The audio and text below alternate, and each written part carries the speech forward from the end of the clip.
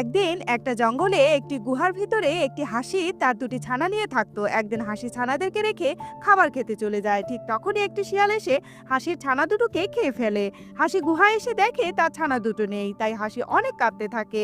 কাঁদতে কাঁদতে হাসি জঙ্গল ছেড়ে চলে যাচ্ছিল। ঠিক তখনই গাছের ডালে বসেছিল একটি টুনি পাখি। টুনি পাখি হাসিকে জিজ্ঞেস করলো, কি ব্যাপার, তুমি কোথায় যাচ্ছ? হাসি কোনো জবাব দিল না, আর সেখান থেকে একটি নদীর ধারে চলে গেল। আর সেখানে একটি মুরগি এসে হাসির কান্না দেখে জিজ্ঞেস করলো যে, তোমার কি হয়েছে, তুমি কাঁদছো কেন?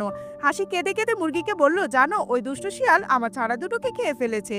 তখন মুরগি বলল, তুমি কেঁদো না, তুমি শিয়ালকে একটা শিক্ষা দাও। তখন হাসি একটি বুদ্ধি বার করলো আর খালের মধ্যে শিয়ালের জন্য একটি ফাঁদ পেতে রাখলো, যাতে শিয়ালকে একটা শিক্ষা দেয়া যায়। তারপর হাসি সেই শিয়ালের কাছে গেল আর শিয়ালকে হাসি বলল, শিয়াল মামা, তোমার জন্য ওই খালের দিকে একটি শিকার দেখে আসলাম, চলো সেখানে। শিয়াল হাসিকে বলল, আরে কি বলছো, সত্যি? ঠিক আছে, চলো শিকারের কাছে চলে যাই। এই ভেবে চালাকি করে হাসি শিয়ালকে খালের সেই ফাঁদের কাছে দিয়ে আসে আর সেখানে শিয়ালকে ফেলে দেয়। শিয়ালটি ডুবে গিয়ে সেখানেই মরে যায়।